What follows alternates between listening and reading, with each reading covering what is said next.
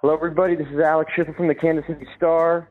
I'm joined alongside Blair Kerkhoff, and today we'll talk about Mizzou's penalty from the NCAA in the academic fraud case and some Mizzou basketball news, and maybe close a little bit out on signing day. This is the espresso shot version of the podcast. Probably going to make this pretty quick, given that Blair is in a hurry to get on the Chiefs conference call. Blair, how you doing? Doing great. Hope you are too, bud. Yes, let's just jump right into last Thursday's news, where I was on the plane back from Auburn, completely devoid of in-flight Wi-Fi when the bomb dropped with the NCAA's ruling. I think by now most people kind of know the gist of a lot of this: postseason ban for football and softball and baseball in Missouri. Huge recruiting reductions with 5% scholarship drop, 7 weeks restrictions on the road for Mizzou's coaches, and a drop in official visits. I'm just curious, what was your immediate takeaway on hearing the news? Well, we knew it was coming at some point. It kind of snuck up on everybody when it dropped that day. I can second that. Yes, I know.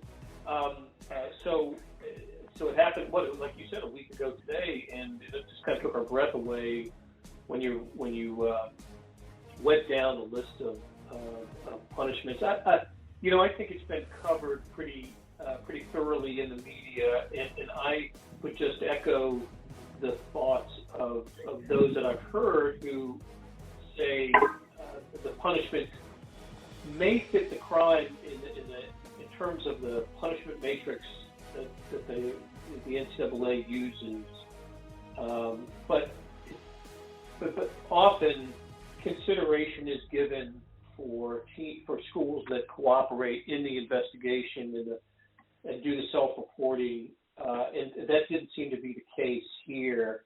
Now, what that suggests, nobody is saying, but we can go a few ways on this. That the NCAA is trying to send a message, and there is no wiggle room for schools that commit the violations, no matter how it's discovered or whether the school owns up to it or not. There are certain, as we know, there are certain levels of violations. Missouri's was a level 1, and so they got level 1 punishment for it. I can't help but think back to last year when the Condoleezza Rice Commission was before the media and discussed some of the changes that were going to occur in college sports, and one of which was punishment that had some teeth.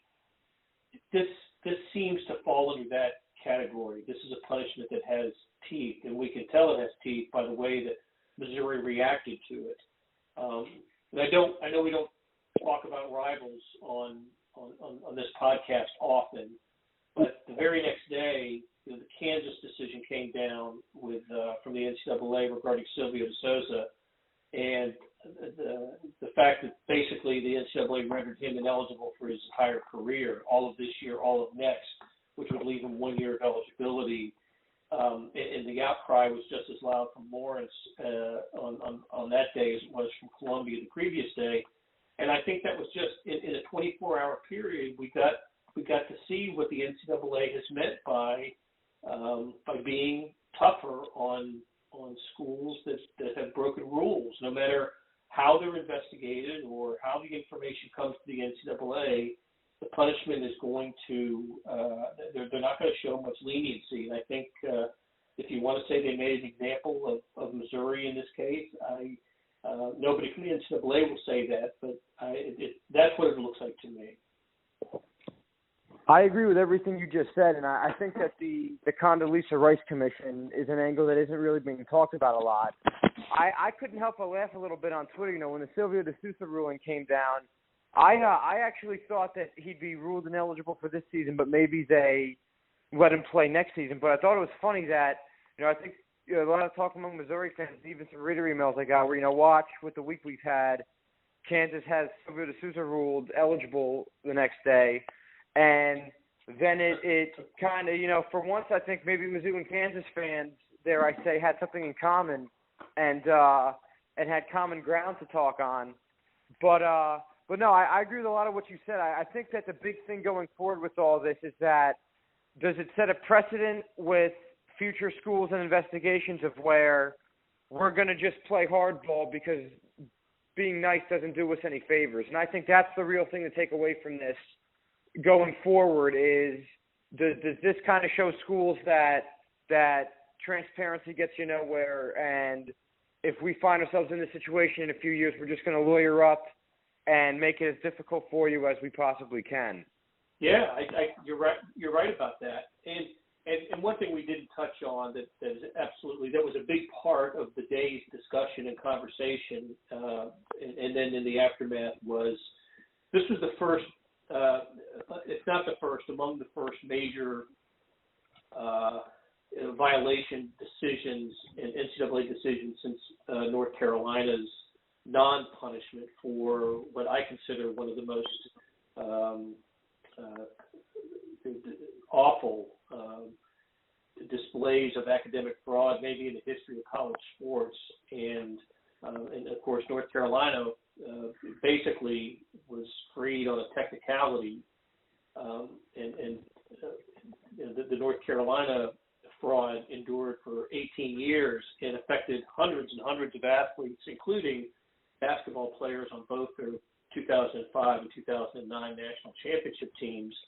Meanwhile, a handful of Missouri players, athletes, benefited from, a rogue tutor who the athletic department did not know what was occurring.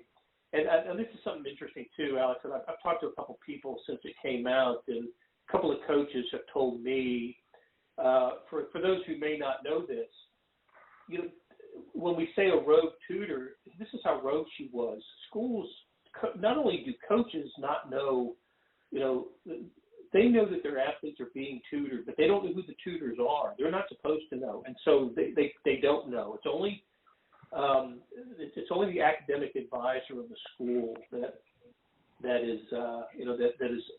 has that information. So when this was happening, coaches had no idea that, and apparently the academic advisor had no idea either that this was going on. She was totally on her own on this. So that's what adds to the kind of the head shaking nature of the punishment for Missouri. And as always, it's the athletes who are currently there are the ones that are going to pay for this, and not only the ones that are currently there, but the ones who might want to come there that won't be recruited by Missouri because of the recruiting restrictions, which, as you know, is following recruiting as you do, can be probably the bowl ban is the most talked about of the punishments, but the recruiting restrictions are the ones that are going to impact the program the most. Yeah, there's a lot to unpack there. I guess to start off, I was talking, you brought up North Carolina. I think people forget sometimes North Carolina essentially sold its academic soul with that loophole with the NCAA. They essentially said, well, it also benefited regular students, and we just don't care about academics to let that happen. And Mitch Forty, a friend of the program over at Power Mizzou, obviously the son of Pat Forty, I was talking to him the other night about this, and I said, what does your dad think of all this? And I thought he said it very eloquently. He just said, as you said, the punishment fits the crime, but ever since the UNC ruling, if we're going to view things through that prism, the NCAA just completely overreacted given how they handled North Carolina. And I think there's not nearly as much national attention on all this if the North Carolina thing never happens. I think most people look at this, well, Missouri was transparent. It didn't do them any favors. Tough luck. But because of the way North Carolina went down, I think that's why this has gotten the amount of national attention that it has. Absolutely. And it should still bother people. It just does, and it reopened the kind of the wounds for those who were dumbfounded by the lack of action by the NCAA when it came to it came to the Tar Heels, that they were able to get away with what they got away with when it was the most blatant and open forms of cheating. In, like I said, if it were just a year or two, you wouldn't, you would kind of just say tisk tisk, and that should never have happened. That's happened elsewhere. But the fact that it endured for as long as it did, it boggles the mind. And for North Carolina to have escaped all kinds, everything, to escape any kind of punishment for that, not just from the NCAA, but I was looking at this recently too. I happened to be on a website that was ranking colleges, U.S. News and World Report, and there are other ways to measure the reputation and the academic strength of public universities. And North Carolina's, at least for the 2019 year, hasn't been affected by that. And I thought that if the NCAA didn't get him, at least the national reputation would take a hit, and that doesn't seem to have been the case. Only with rival fans and those that are just who were disgusted by what occurred there. So, I mean, when we say North Carolina got off scot-free, I mean, it really seems to have been scot-free for them. Yeah, you talked about the recruiting issues with Missouri. What stunned me was that this had nothing to do with recruiting, and yet Missouri got recruiting penalties as a result of this. Jim Stork, Barry Odom, everyone expressed shock that they got penalties when it just had absolutely nothing to do with recruiting. As we said, this is academic fraud. But you talked about that, and I think another angle that might not be getting talked about as much, and we were going to discuss this on the last podcast before things came up, Missouri operated $1.8 million in the red its last fiscal year, which is an improvement from $5 million in the red the previous year. And this bowl ban takes bowl money out of their pocket. It's about an $8-9 million loss. And it also deprives them of a year where the schedule and everything was setting up for them to have a New Year's Six bowl. And I know, a lot of people don't think they're going to have much luck in the appeals process, but to me, if you're Jim Stork, I think you do everything you can to get the bowl ban pushed back just 1 year.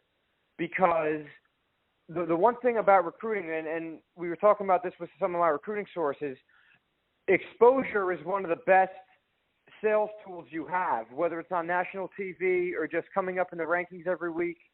If you're Missouri, I think if you can get the bowl ban pushed back 1 year, you milk the hell out of the Kelly Bryant year, and you win 9-10 games, you're playing on New Year's Day, I think that will help offset some of the recruiting restrictions you have by the inability to go on the road and the amount of visiting scholarships, because people will still want to play for your program even if they're not regularly coming through the door because of what they're dealing with. I think that obviously winning is the best sales pitch, and if Missouri can get this pushed back 1 year and really, really get everything it can out of this upcoming season, I think that's one of its best chances of combating everything the NCAA just threw down on them.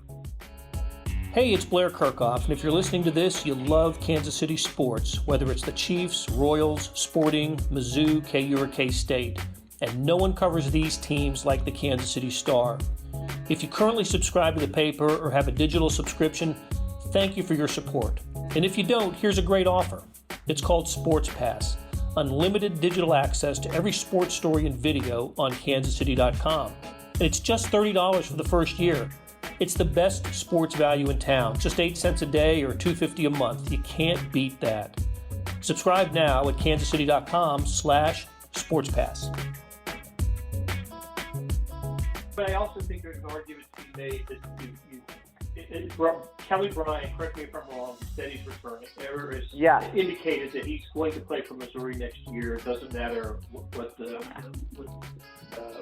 appeal process brings, that he will be a Tiger. And with that, I just part of me wonders if it's just, okay, let's get it behind us. Let's accept it, get it behind us, because it looks like, to me, Missouri's got its quarterback situation set up for the next few years, right? After Bryant, the TCU transfer, and And after that, the freshman, the recruit, Connor, I forgot how to pronounce his last name, Basilic or Bazelak. So it seems like they've got, at least that position is secure for the next few years. So I think an argument can be made that if the appeals don't work, if there's I guess the question is whether to appeal or not. Missouri has indicated that that's going to happen, but I just wonder if I haven't studied it as maybe as you have, and I guess I didn't know if this is a Missouri team that will end up in the preseason top 15 and have a shot at competing with Georgia for the division title and feel like a New Year's Day or New Year's Eve type of a bowl team. If that's the case, then what you say makes sense. Yeah, and we're coming up on 15 minutes here. I know you got to get out. Before we talk basketball real quick, I'm just curious, what are your general thoughts on Missouri's chances in the appeal process? My father's an attorney. He mainly deals with DEA-related law expertise.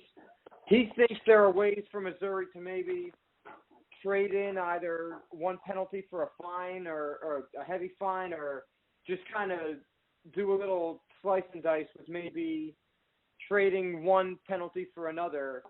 But I don't think the whole thing gets wiped away. A lot of lawyers that deal with NCAA-related cases aren't very optimistic. I think there's a chance that maybe something gets slashed, but not the whole thing. And I think, again, we could debate this for hours, but I think the question comes down to, if you're Missouri, do you go for the bowl ban getting waived a year, or do you try to go for the recruiting restrictions, which you might have a better shot with because this has nothing to do with recruiting, and maybe that's where your bread and butter is? Yeah, well, it might depend on how much time there is going forward, and whether Missouri's going to start losing some of their rising seniors who will have the ability to transfer without restriction, right? And I think you wrote recently that some schools have already started to inquire about Missouri seniors, so it might have something to do with that. My gut is, unless the NCAA finds some technicality issues with the punishment, that the appeal would be unsuccessful. And I'm not a lawyer like your father, but it just, in the history of these matters, there have been, I'd have to look it up. It's not common to see an appeal be successful. I agree with you. Let's move on to Mizzou basketball real quick before we get out of here. Missouri 1-1 in its last two games. It beat Vanderbilt on Rally for Ryan Day with a few nice performances, and not a bad loss at Tennessee the other night. I was there. 12-point loss. Missouri never really let them run away with it. If it got to 10, Missouri would hit a couple shots and get it to 7. If it got to 15, Missouri hit a couple shots and got it down to 8. They never really let Tennessee run away with it, and obviously this is the number one team in the country. A few of my quick takeaways before I turn it over to you. No pun intended, but Missouri has only had 9 turnovers its last 2 games. I think that's a stark improvement from the issues they've had there all year. Jeremiah Tillman, I wrote about this last week. This is the best stretch of his career. He's now played 7 straight games of scoring at least 8 points and playing at least 27 minutes. I think Conzo Martin's knocking on wood as he hears those 2 things, but it appears their biggest issues are starting to be addressed. And I think now, we've talked about the NIT being on the table. I think now it's like, okay, you just played number 1 Tennessee. No one expects you to go win there on the road, but you seem to be turning a corner with the 2 biggest things that have held you back in the past. Now that you've fixed them or seem to have fixed them, prove it and go win a couple. Well, and I think the schedule sets up for the possibility of that with the A&M and Arkansas coming to town. Arkansas at home, both, and so it looks like it has a chance to be a good week for Missouri. But you're right. I was going back and forth between Mizzou, Tennessee, and Kansas State the other night, and I was impressed. You're right. Rick Barnes had to call a couple of timeouts, and I'm sure he didn't want to berate his team over the way Mizzou was playing. And everybody can remember what happened that first time that these two teams played in Columbia, how ugly that thing got, how out of hand in the second half that game unfolded. So it is encouraging. And with the loss, Missouri's still the game over 500. If they can just stay over 500, keep overall, that is. It's going to be hard for them to end up with a break-even record in conference play, but stay over 500 overall. And if you do that, then you can think about postseason possibilities. But once let's just say they win these two games to go to 13-10, and then the schedule does get a little bit harder. With I know Kentucky's on there. They go to Florida, Mississippi State, so they've got to might have to go find a way to steal one. They play as well as they did at Tennessee. It's one of these road games. I give them a chance on the road, but staying above 500, and they can think about postseason play. Yeah, and quick food for thought before I bring up one more thing. Missouri ends the regular season home against Ole Miss, home against South Carolina, and at Georgia. And Georgia's obviously a team that might finish in the cellar. They could be checked out by then.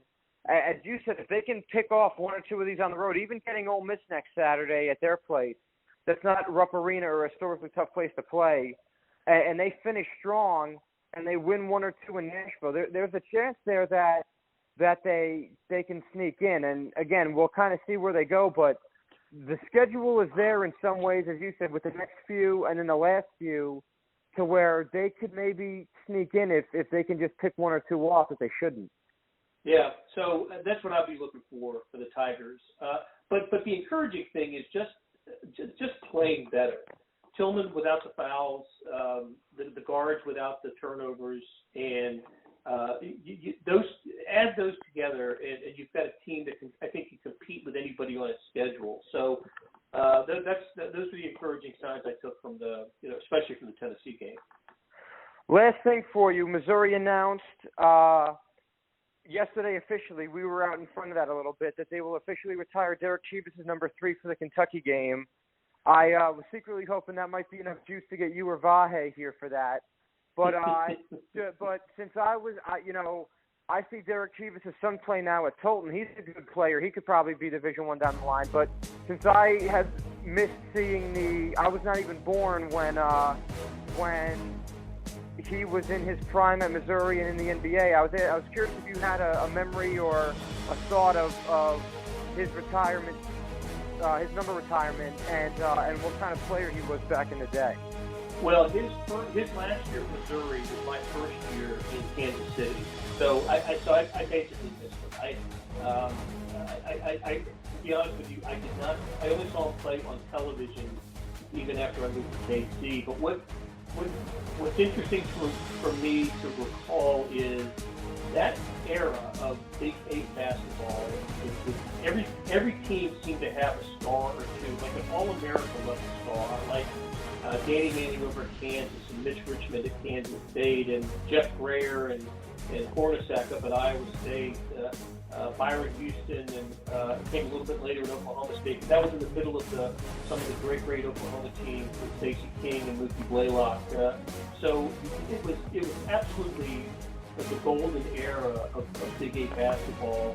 And Derek Chivas was a fantastic all-around player for the Tigers. And with him, Missouri stayed in the polls. They competed for conference championships and tournament championships. He was one of Norm Stewart's all-time greats. I think if you had to pick an all Norm Stewart team, Derek Chivas would be on the starting 5. Well said. It is 23 minutes and 50 seconds, so we went a little over, but not too bad. He's Blair Kerkhoff. I'm Alex Schiffer, and we'll talk to you next week, Blair. We'll have a guest. We'll have 2. We could be coming off 2 potentially 2 wins for Missouri basketball, and maybe the heartbeat is still there a bit, or we can take out the shovels and go behind the barn and maybe start talking about the end of the season. We'll figure something out. Sounds good, Alex. Take care, Blair.